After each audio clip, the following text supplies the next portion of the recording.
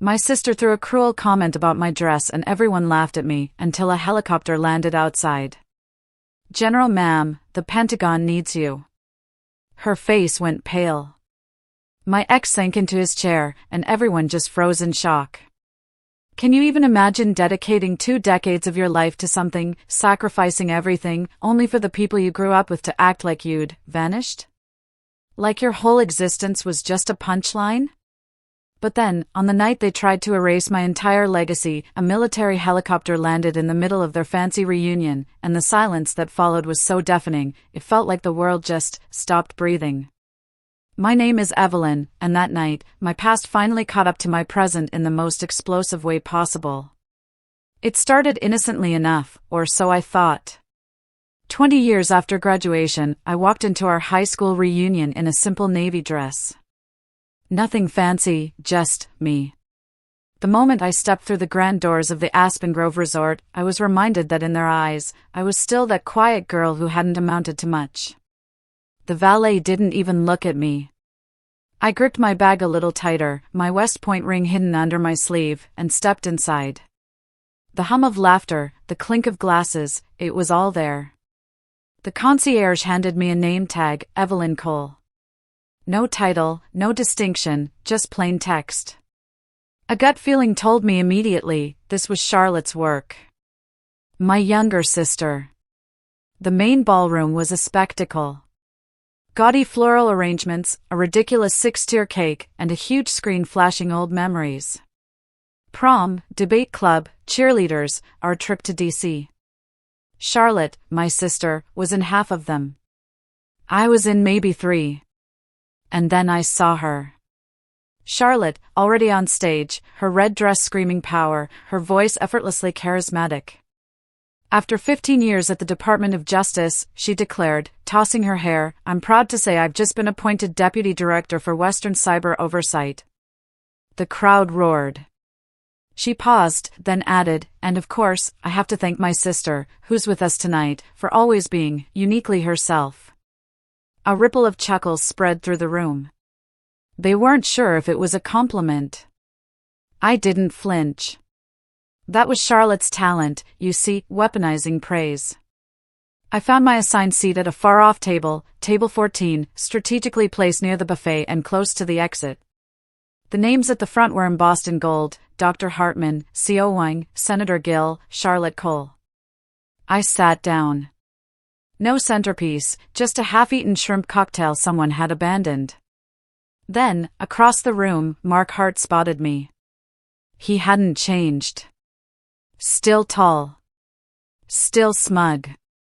He made his way over, drink in hand, suit perfect, and leaned in with that same smirk that had never matured. "Evelyn," he purred, "still stationed in the desert? Or are you pushing paper in Kansas now?" I forced a tight smile. "Nice to see you, too, Mark." He laughed, a short, clipped sound. "Come on, I'm joking." "But seriously, didn't you study something? What happened?" Before I could answer, a woman in pearls leaned toward another guest, whispering just loud enough for me to hear, "Didn't she drop out of law school?" Shame. So much potential. Sophia Chin, from 3 tables away, caught my eye. She gave a faint, knowing smile. I returned it, unsure if it meant pity or solidarity. Probably both. The dinner crowd thickened. Prime rib. More clinking glasses. Charlotte glided over, all theatrical hugs and sparkling teeth. "Oh, Evelyn," she cooed, "glad you could make it. I almost didn't recognize you in that navy vintage." My blood ran cold. "It's just a dress," I replied, my voice steady. "Well, you always were practical," she tilted her head, her smile tightening. "You know, we really should talk sometime. You've got so many stories, I'm sure." I just looked at her. "Only the quiet ones," I said. Mark returned, flanked by 2 other classmates. One, a tanned woman, squinted at me. "Wait, were you in the army?" "That's right. I remember you left after sophomore year to enlist or something." A man behind her barked a laugh. The army? So what, like a clerk or a mess sergeant? Several heads turned. Some laughed.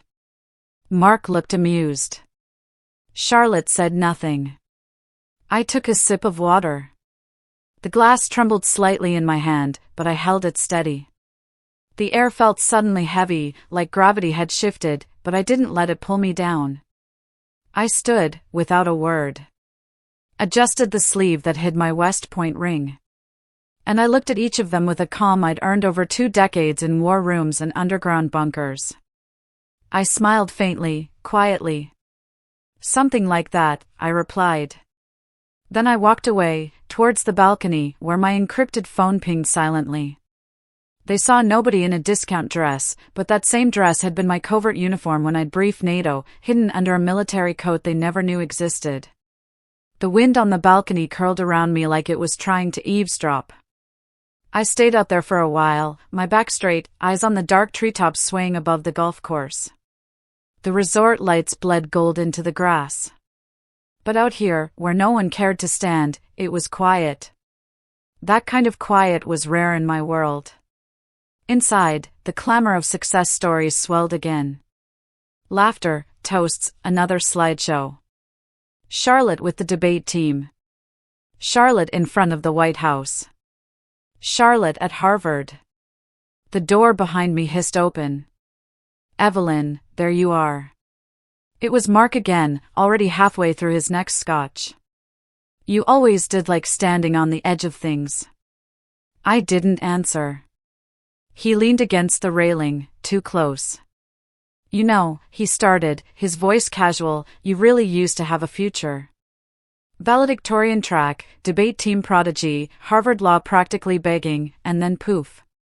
Army. He laughed, that same clipped arrogance, that same need to feel one step ahead.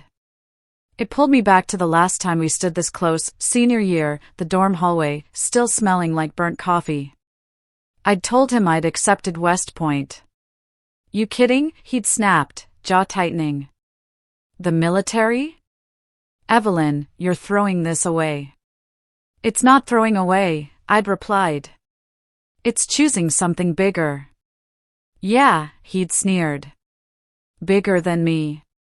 And then he walked out. No goodbye. No call. Just vanished. Now, 20 years later, here he was again, still resenting a choice that had nothing to do with him. I didn't disappear, Mark, I said, my voice calm, almost a whisper. I just stopped explaining myself. He scoffed. You always did like cryptic answers. I turned to go, but he caught my arm gently, just enough to stop me. You could have been someone, Evelyn. I looked at him. I am someone, I said, just not someone you'd recognize. Before he could answer, the door swung open again. Charlotte. Mark, she called, that faux breezy tone she used when she wanted to be overheard. They're asking for the golden trio picture. Come on, for old time's sake. Her eyes flicked to me, and her smile widened. Oh, Evelyn, didn't know you were still here. Thought you might have ducked out early, like usual. Mark dropped my arm. Charlotte approached, looping her arm through his like it had always belonged there. Anyway, she continued, brushing a non-existent speck off Mark's jacket, everyone's dying to know what our class's only DOJ appointee and its most successful real estate developer have been up to. I told them, you two are still deciding who wins the power couple crown. She laughed, but there was something pointed in her glance at me. Mark chuckled awkwardly, clearly unsure if this was flirtation or performance. Charlotte's eyes sparkled. And Evelyn, she asked, what are you up to these days? Still somewhere hot? I'm in transition, I said simply. Oh, she said, with mock concern. Not out of work, I hope. I manage fine, I replied. Just not from behind podiums. She tilted her head. Always so mysterious. But I guess not everyone likes the spotlight. She turned, tugging Mark back inside, her heels clicking with satisfaction. I stayed there a moment longer, letting the wind thread through my fingers. The bar lights from inside painted slivers of gold across the floorboards. I wasn't angry. I'd spent too many years learning how to feel everything and show nothing. Eventually, I re-entered the ballroom. The room had shifted into after-dinner mingling. Smaller clusters. More drinks. Looser tongues. Sophia was at the edge of a group near the bar, nursing a glass of wine, watching. I joined her. That was painful, she murmured. I smiled faintly. Which part? All of it, she replied, then added, you look better than them all, by the way. I doubt they'd agree. Doesn't matter, she said, meeting my gaze. Truth doesn't need a majority vote. I appreciated her. She didn't pretend to know everything, didn't rush to fill the silence. She simply observed. Across the room, Charlotte leaned in close to Mark, whispering something that made him laugh. When she caught me watching, she didn't look away. She just smiled. Didn't she used to follow you around like a shadow? Sophia asked. She learned to outshine me instead, I said. Before she could respond, a gentle hand touched my shoulder. I turned. Mr. Davies. He looked older, grayer, a thinner frame, but his eyes were just as sharp as they were when he taught AP history. He wore a navy blazer, khakis, and that same crooked half-smile that used to precede a surprise pop quiz. Miss Cole, he said warmly. I was hoping you'd be here. I heard about your military service. I nodded. Thank you, Mr. Davies. You wrote a paper on asymmetric warfare in my class, he said. I still remember it. Brilliant work. I blinked. That paper had been a late-night act of defiance, written after a phone call with Mark had left me in tears. I remember, I said softly. He leaned in slightly, his voice lower. Tell me, did you ever serve in Ghost Viper? I've heard things. They thought I disappeared into obscurity. In truth, I disappeared into national silence. I locked the hotel room door behind me and exhaled slowly, letting the buzz of the reunion fade into a faint thrum beneath the thick walls. The room itself was unassuming. Faux crystal lamps, cream-colored carpet, a folded bathrobe. It looked like it could belong to any guest. That was the point. I slipped off my heels, crossed the room, and reached under the hanging navy dress bag. Beneath it, nestled inside a black hardshell case with no markings, was the reason I still woke up every day with purpose. I flicked open the latches. The interior glowed faint blue. A fingerprint scan, retinal scan, voice confirmation. Cole, Evelyn, clearance Echo 5. A soft chime. Then the screen lit up. Secure comms online. A flurry of data populated the display. Threat indicators. Unresolved protocols. Project Merlin status, active breach containment. I skimmed the latest assessment for red zones. 2 possible internal actors. 1 breach point matching the blueprint I'd flagged 6 weeks ago. Still no resolution. A message flashed, incoming call. Vance, J2 Cyber Command. I tapped the screen. His face appeared. Square-jawed. Midnight stubble. Eyes like he hadn't slept in 2 days. Ma'am, he said, not bothering with small talk. I've just come out of a debrief. Situation's changed. They want your eyes on the Merlin intercepts ASAP. Joint Chiefs unofficially. Officially, it's an advisory consult, but let's not pretend this isn't critical. We've got a NATO partner compromised. Internal chatter linking the breach to Phoenix protocol files. A pause. Then his voice softened slightly. Evelyn, they need you back in DC by Monday. I stared at the blinking map overlay. For red zones, yes, but there was a 5th, just starting to pulse. I can't leave yet, I said quietly. Understood. But if this escalates, it will. It's already in motion, I cut him off.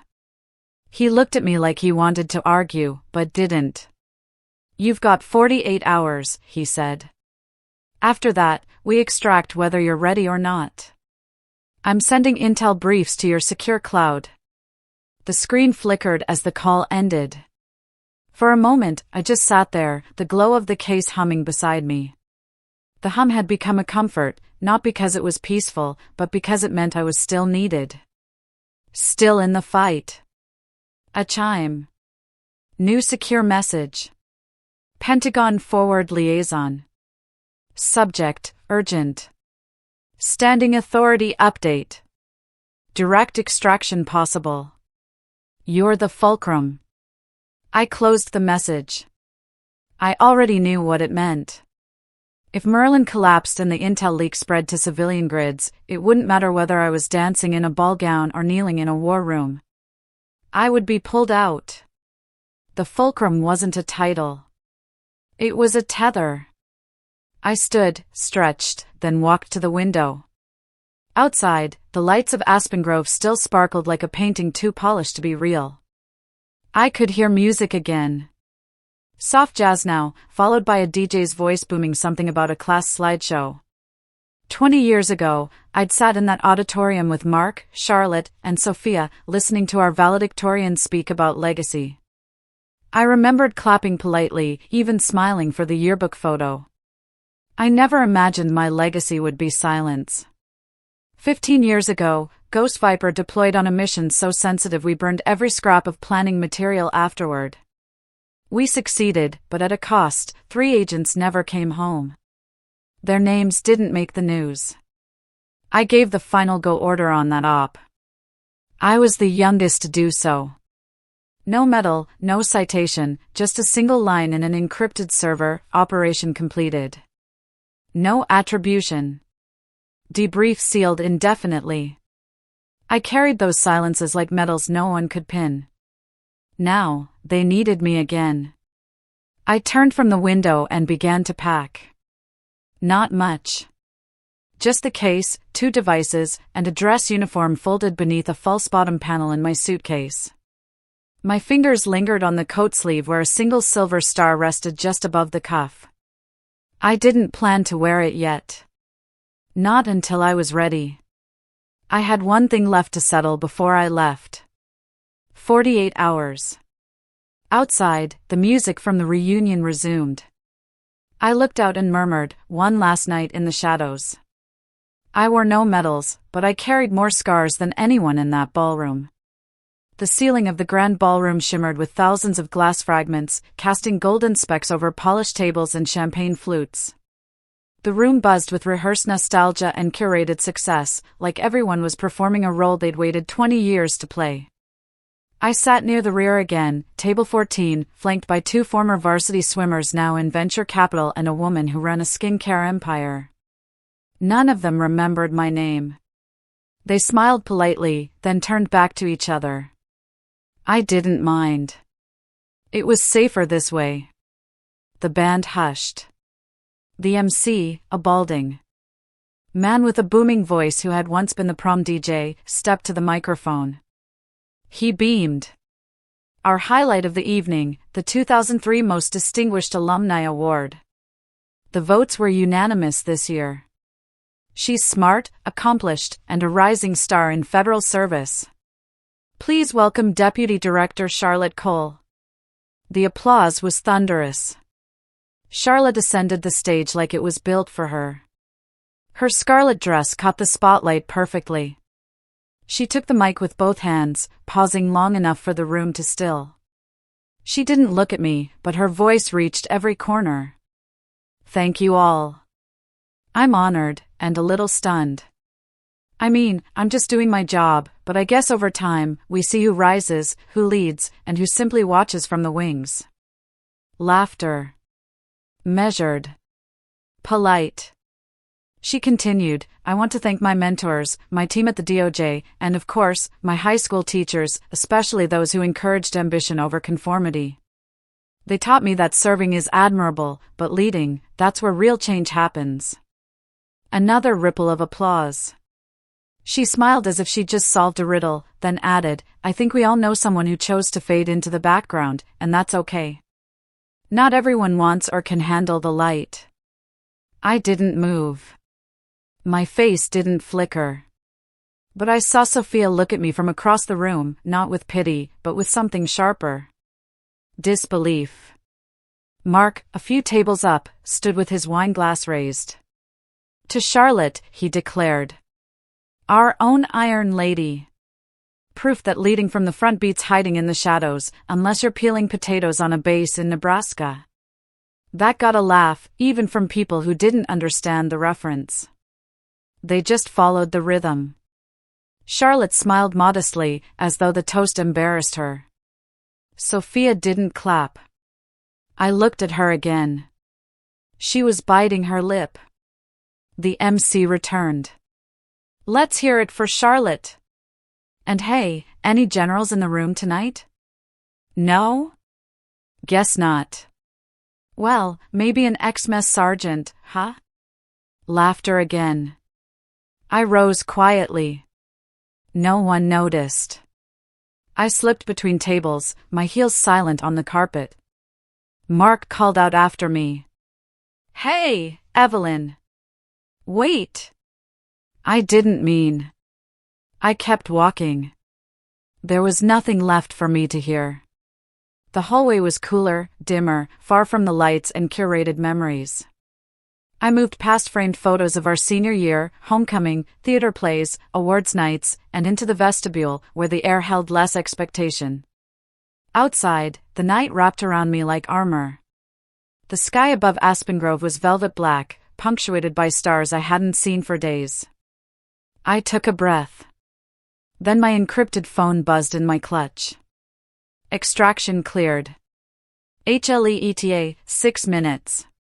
They said my life had amounted to nothing. But then, the sky began to shake. I stood alone near the edge of the lawn, past the clusters of fairy lights and string quartets. Beyond the trellises, the night was quieter, cooler.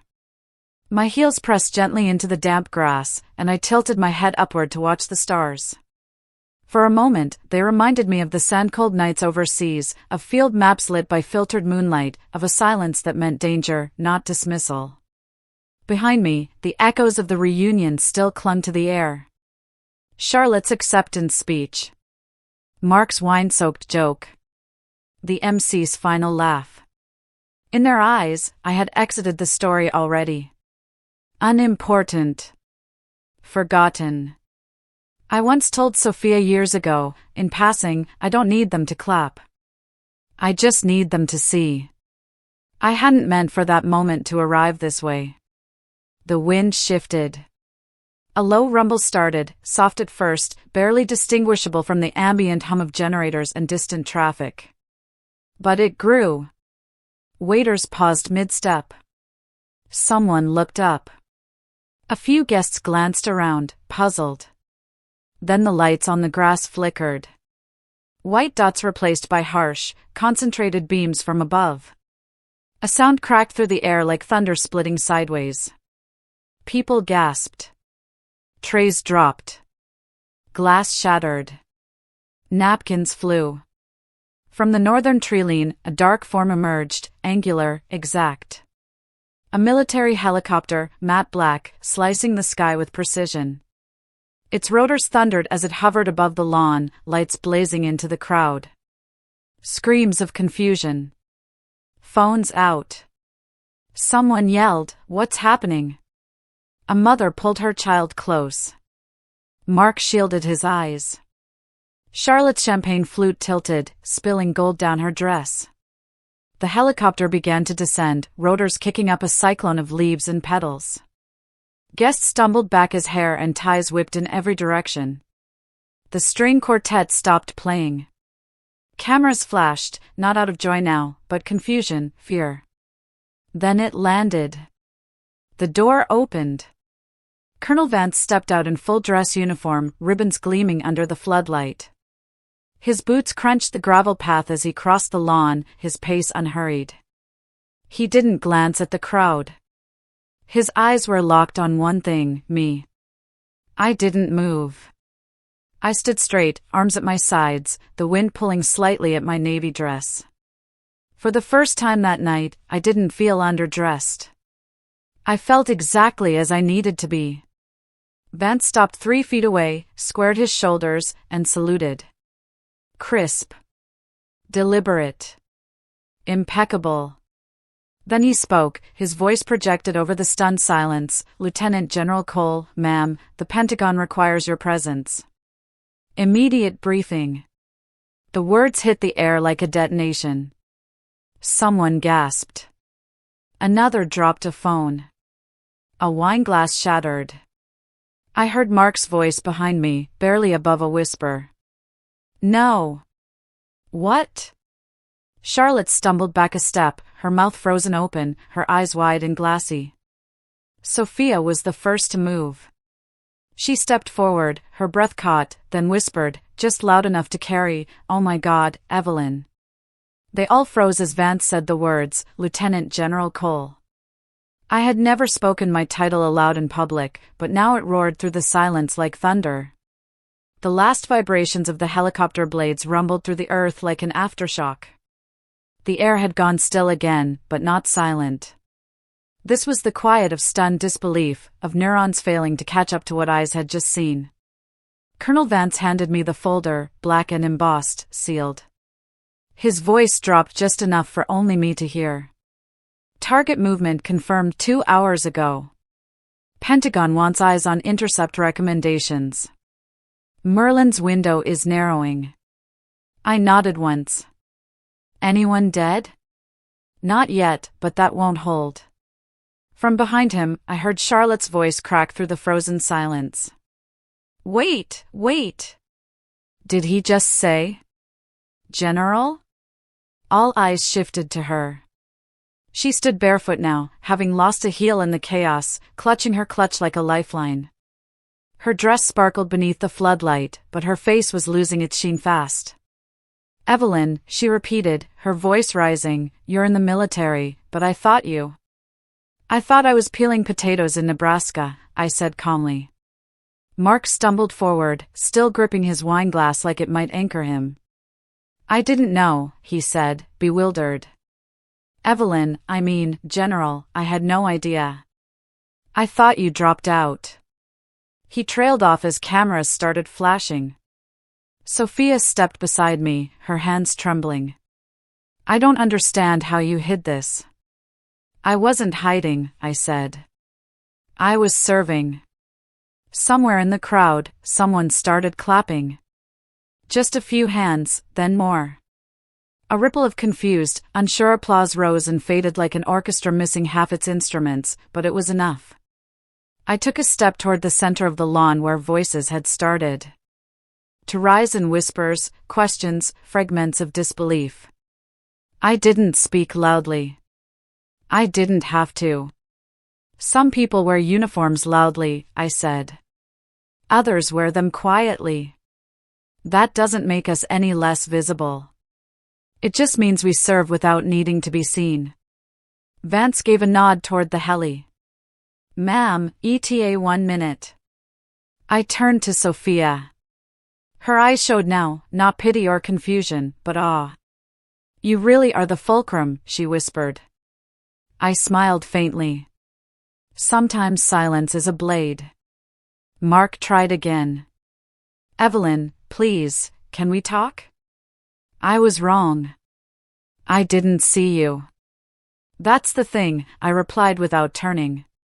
You never tried to. Charlotte stood off to the side, arms crossed, chest heaving. Her expression had frozen, not in embarrassment, but calculation. As the crowd shifted, phones raised, and whispers became captions, she quietly pulled out her own.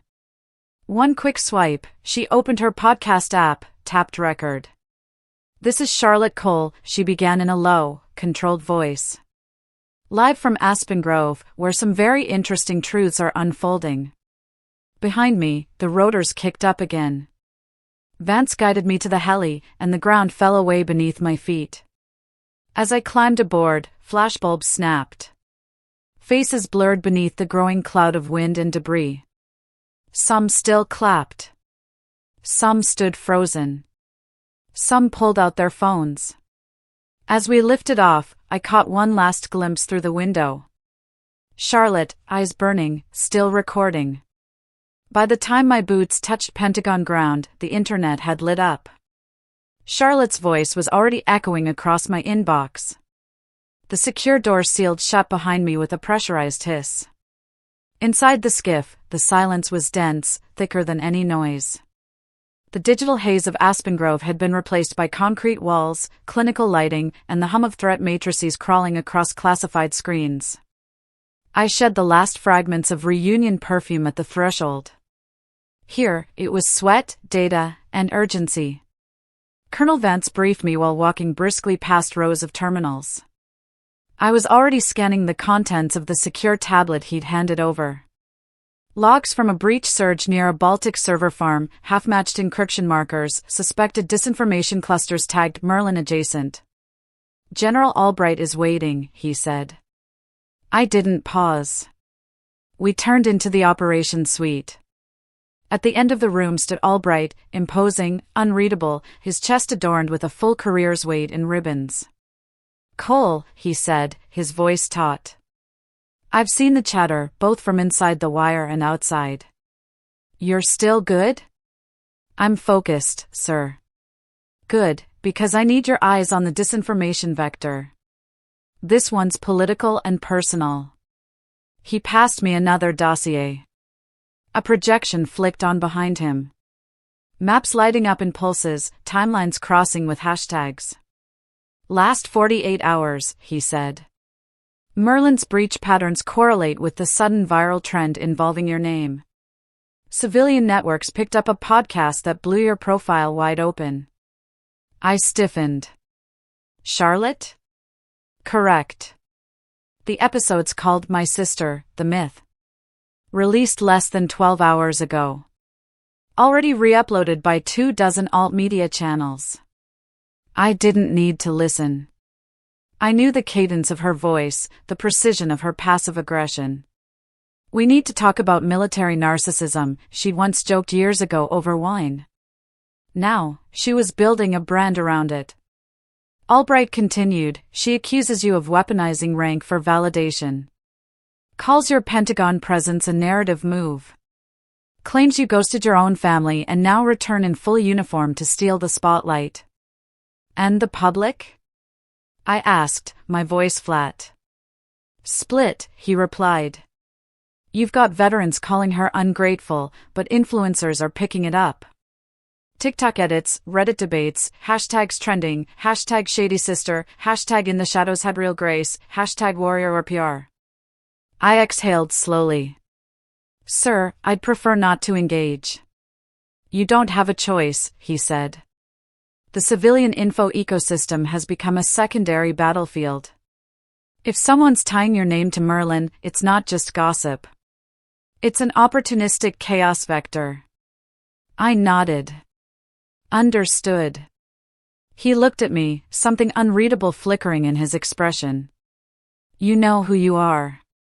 Just don't let them redefine it for you. Back at my desk in the secondary skiff hub, I scanned my secure inbox.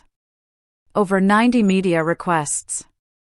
Anderson Cooper, The Atlantic, even a satirical late-night host who wanted me to read mean tweets in uniform. I ignored them all.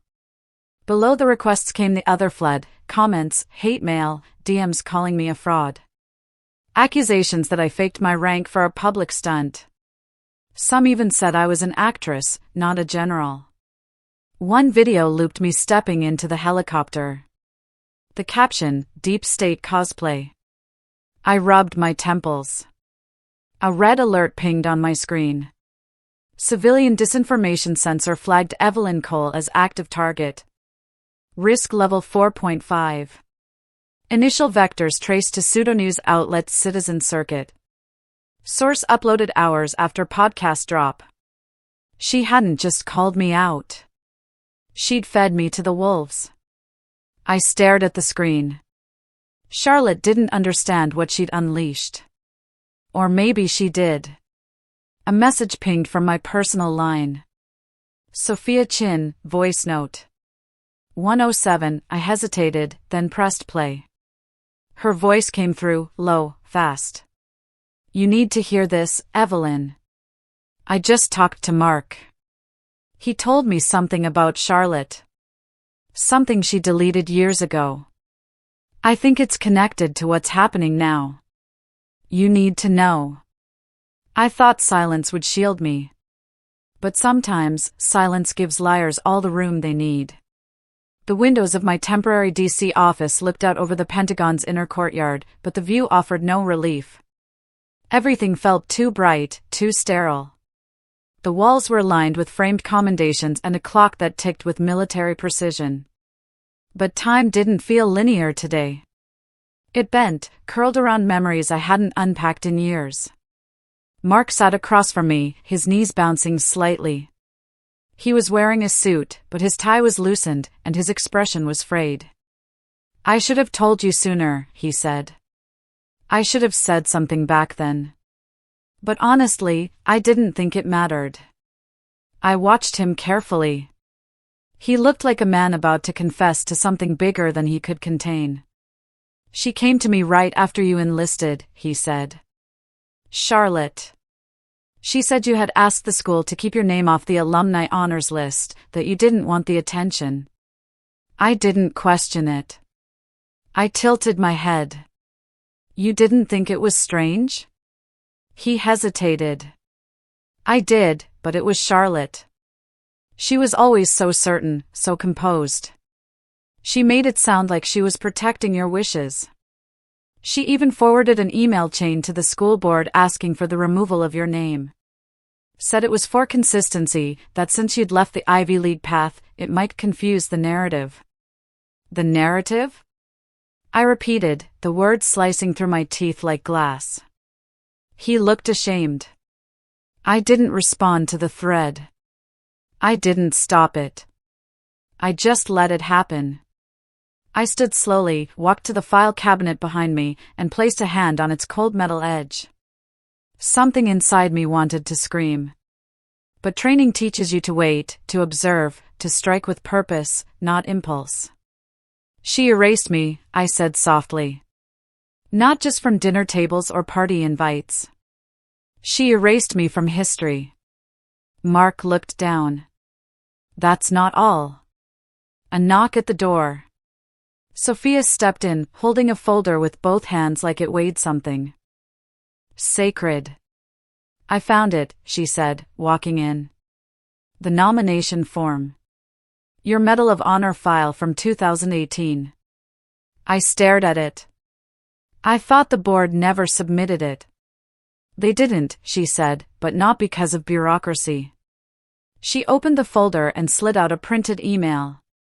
Old, grainy, but readable. At the top was Charlotte's name, her DOJ address, and her signature.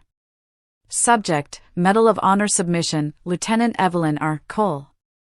Note, General Cole has expressed a strong desire for anonymity. Please do not pursue further recognition without direct consent. My J-Titan, I murmured. I never wrote that. I know, Sophia said. But she had access, and she was your emergency contact at the time. I blinked, the weight of it pressed into my ribs. Sophia added, she told the nomination committee you'd withdrawn your consent. The board dropped it without ever contacting you. Mark's voice was hollow. She didn't just remove your name from a list. She removed your name from legacy. I turned away, swallowing a sudden sting in my throat. It wasn't just jealousy or rivalry. Charlotte had crafted a version of me so small, so invisible, that even my victories vanished under her approval. A soft vibration buzzed from Mark's phone. He checked it, frowned, then looked up at me. She's planning something worse, he said. Charlotte's organizing alumni. She's calling it a restoration effort. A vote to block your new nomination from going through. Says it's all to protect the integrity of the alumni brand. I met his eyes. She's rewriting the past, I said. But I'm still here. And I still remember. Being forgotten is one thing. Being rewritten? That's war. The reunion auditorium smelled faintly of lemon polish and old carpet. The scent of manufactured reverence. Rows of folding chairs had been neatly arranged, adorned with maroon ribbons and tiny gold seals bearing the crest of the class of 2003. On stage, a banner read, "Legacy and Leadership, celebrating 20 years of excellence." I stood at the back, arms crossed, my military blazer buttoned cleanly over a cream blouse. I hadn't been invited, but today wasn't about invitations. It was about presence. On the stage, Charlotte adjusted the microphone. Her smile was precise, her movements rehearsed. She wore a tailored ivory suit and pearl earrings. To the untrained eye, she radiated poise. Success, she began, her voice ringing clear, is not about medals or mystique. It's about showing up day after day, about building something others can trust. Applause rippled through the crowd, alumni, current students, a smattering of media. Reporters scribbled notes. Camera phones flicked up. She continued, "My sister once said she preferred to serve in silence, but silence can be misleading. Silence lets myths grow in the cracks of truth." A murmur rose. Someone near the press section whispered, "Wait, isn't her sister a general?" Charlotte smiled faintly, as if she hadn't heard. "Real leadership," she added, "doesn't come from titles. It comes from showing up when it matters." Sophia found me near the side aisle and pressed a manila folder into my hand.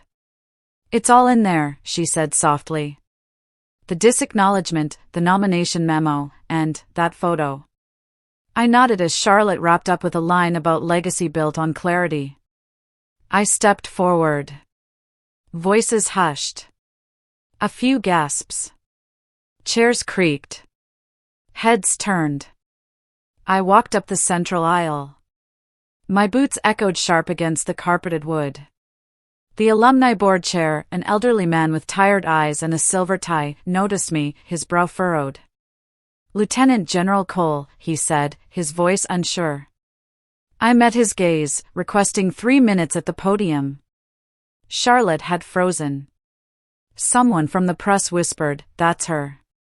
That's the sister." The chair hesitated, then gave a slight nod. I climbed the steps.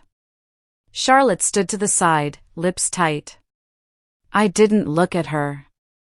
I faced the crowd. Hundreds of eyes. A mix of awe, confusion, doubt. I didn't speak. Instead, I opened the folder.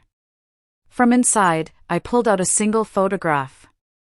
Me, in full dress uniform, standing at NATO command, saluting, a silver star gleaming on my shoulder next to General Aubrey Clean, the day I'd received the classified commendation no civilian had ever seen. I held the photo up, high and steady. The room went utterly silent. I didn't need applause. I just needed 1 second of their attention, earned, not demanded. I lowered the photo slowly. The room remained still, a breath held tight in collective lungs. From the edge of the stage, Sophia gave a small nod. I stepped forward. "My name is Evelyn Cole," I began, my voice even, unshaken. Class of 2003. First chair in orchestra. Founder of the International Relations Club. Voted most likely to be a professor. A soft ripple of laughter. Tentative. I continued. I served because I believed in a country that didn't always believe in me. I didn't wear a name badge for approval. I wore one to remind me of purpose. From my folder, I held up a thin packet, copies of operation briefs with redacted code names, letters of commendation, the nomination record Sophia had uncovered. These are parts of a life lived beyond this room. Not glamorous, not loud, but real. I didn't look at Charlotte, though I felt her presence like a vibration at the edge of my spine. Instead, I scanned the crowd, faces I once knew, students watching from the aisles, reporters hovering near the exits. I won't name names, I said, my voice firm. Because this isn't about anyone else's story. It's about mine. About those who serve quietly. Who show up not for attention, but because not showing up would mean someone else might pay the price. I paused, then added, some of us protect in silence. That doesn't make our stories invisible. Camera shutters clicked. Someone near the front wiped at their eyes. I'm not here for praise, I said. I'm here to remind you that truth is louder than applause, and far harder to silence. I turned slightly, letting my eyes land just over the crowd. You can erase names from walls, but not from memory. And certainly not from history. With that, I stepped back from the microphone. No music played, no loud cheers, just something deeper, a reverent hush. I descended the stairs, passing rows of alumni and students, some leaning forward, some blinking away surprise, others nodding slowly. As I reached the back of the auditorium, the alumni board chair stepped onto the stage, clearing his throat. He adjusted his glasses, glanced toward me, then spoke into the mic. It's time we corrected a mistake. General Cole, your name belongs on our wall. When the call came from the White House, I didn't feel triumphant. I felt tired, but ready. The early morning hum of the Pentagon was always the same. Hallways too wide, lights too white, footsteps swallowed in a rhythm of purpose. My office sat tucked behind layers of clearance. But that morning, it felt strangely exposed, like the silence knew. Colonel Vance entered without knocking, a rare gesture of respect.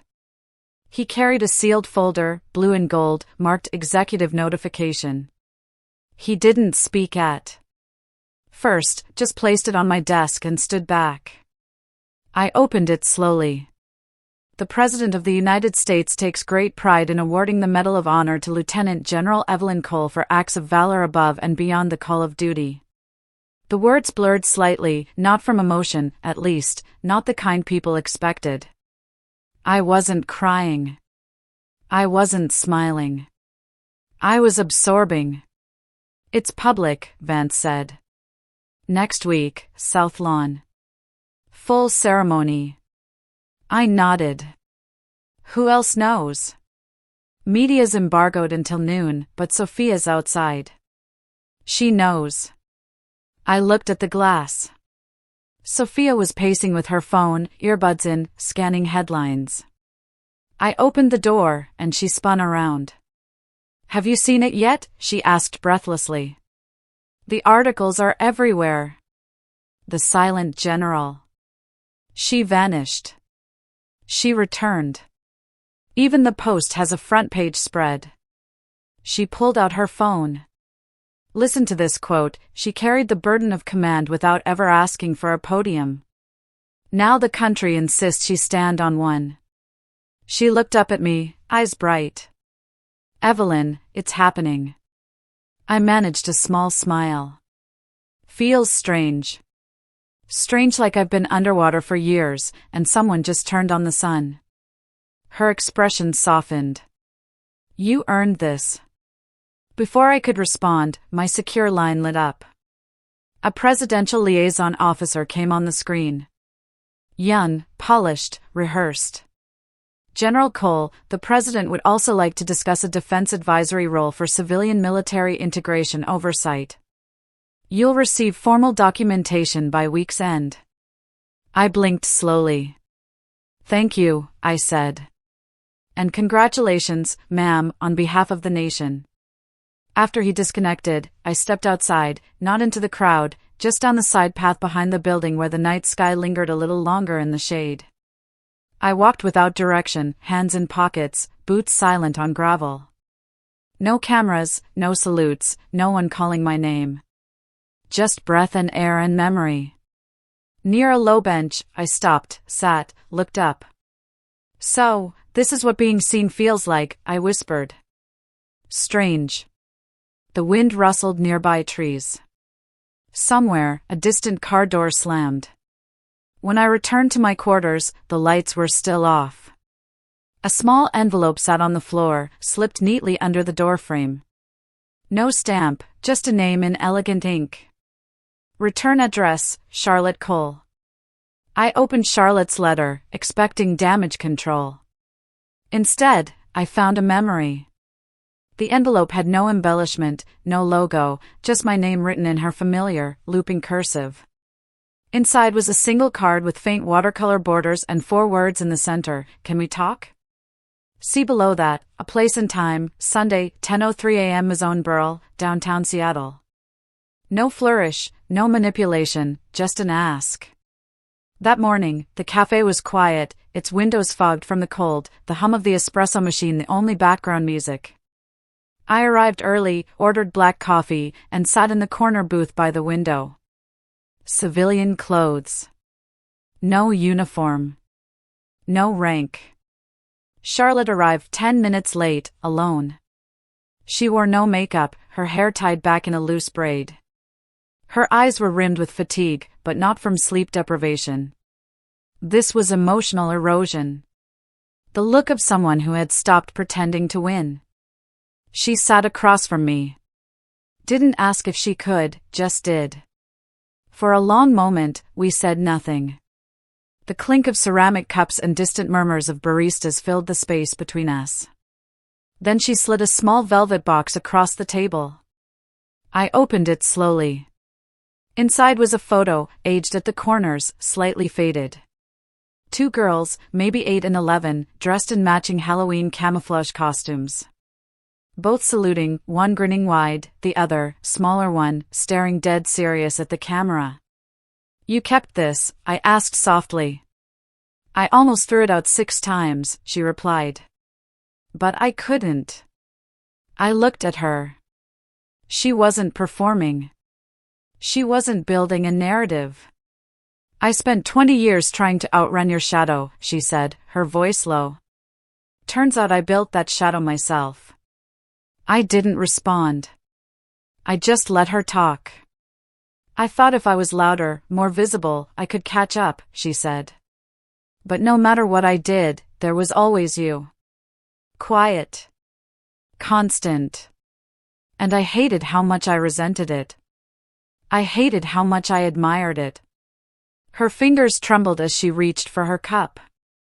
She didn't lift it, just held it.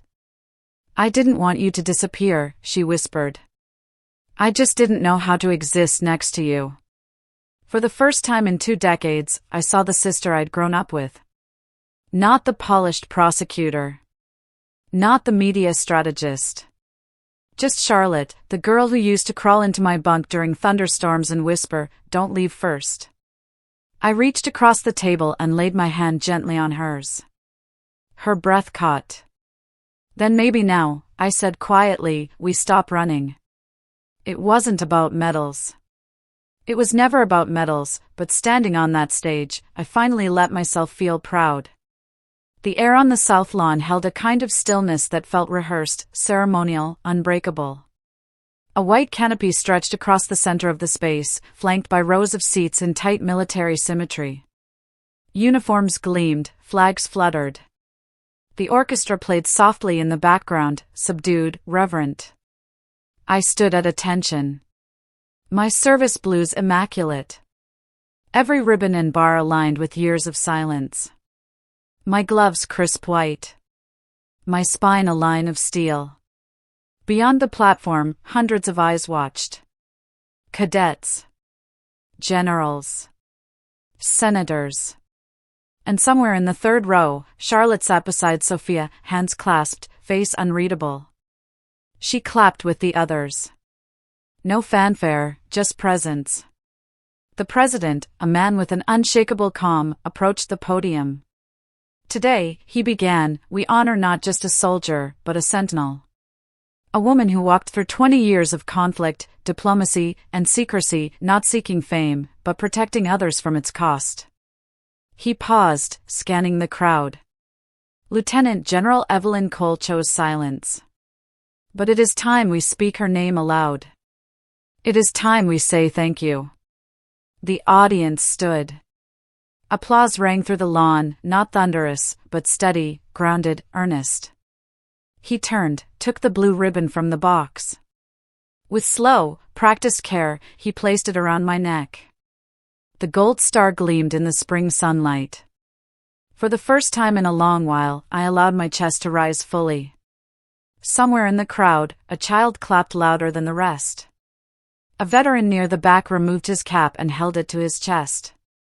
As I turned to descend the steps, a young cadet in dress gray stood rigidly at the foot of the stairs.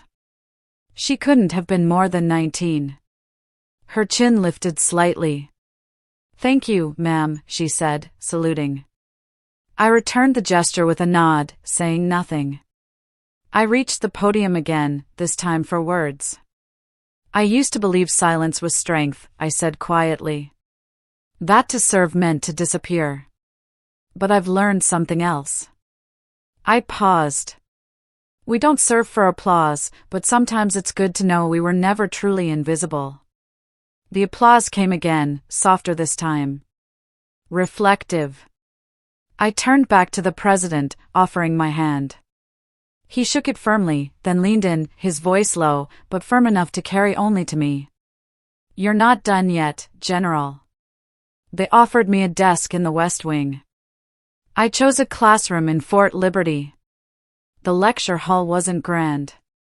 Just beige walls, scuffed floors, and the faint hum of aging ventilation. But to me, it was perfect. 30 cadets sat at attention, notebooks open, eyes alert.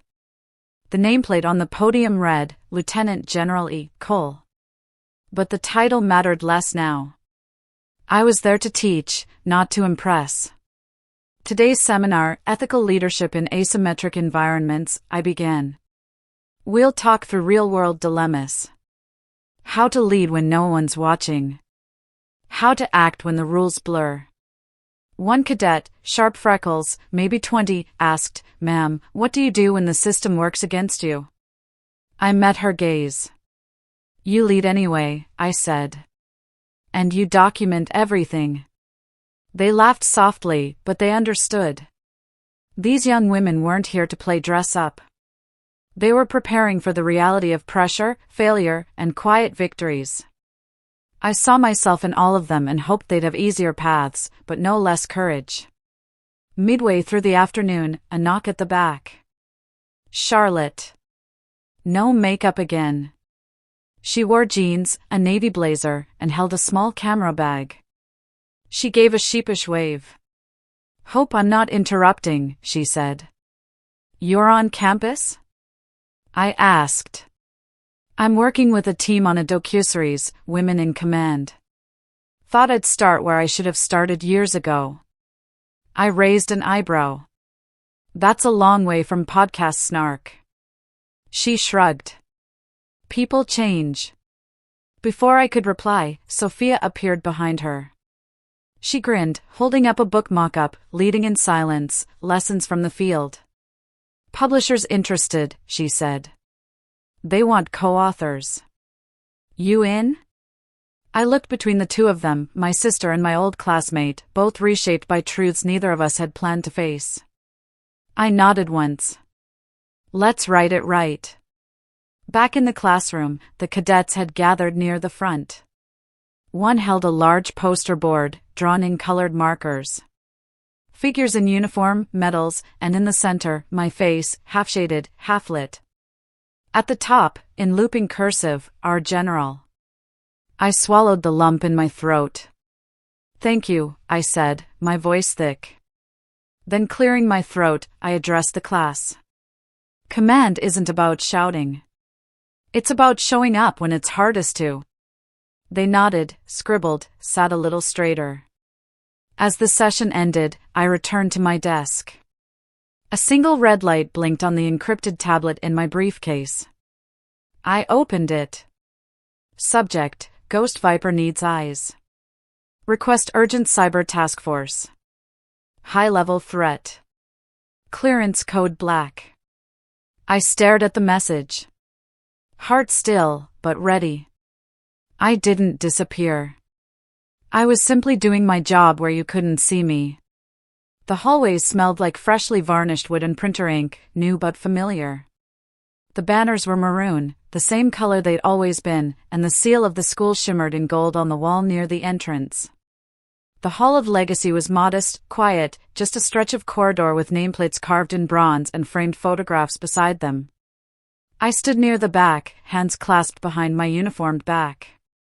This time there was no stage, no ceremony, just a cluster of students in pressed blazers, a few faculty members in formal wear, and alumni lining the walls with quiet reverence.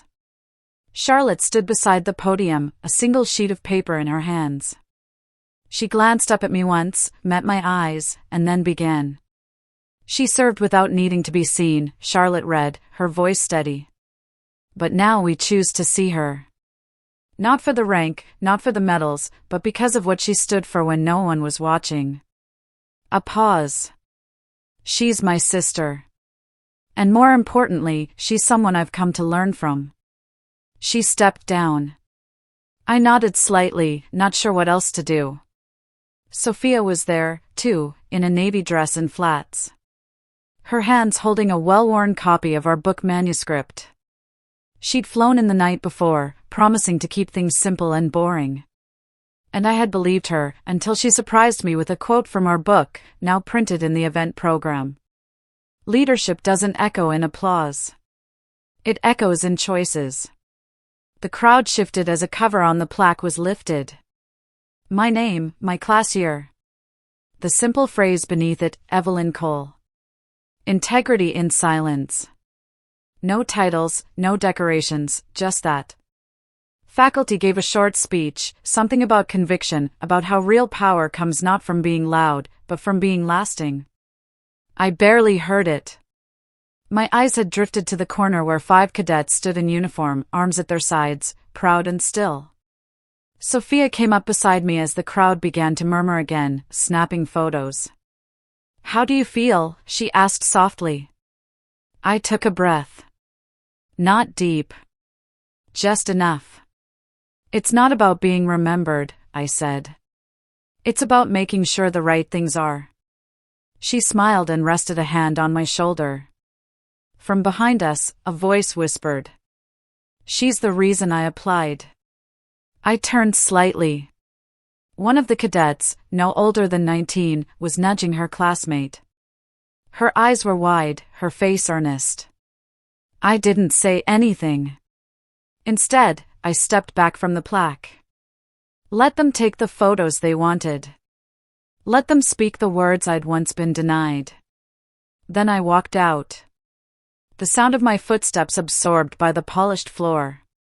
No music. No cameras clicking. Just silence and meaning. Her story reminds us that justice, though delayed, can still strike like thunder. Clear. Earned. Undeniable. So, tell me, what do you think? Have you ever had to fight for your own truth when others were trying to rewrite your story? How did you stand up for yourself? Share your thoughts in the comments below. I'm really curious to hear your experiences.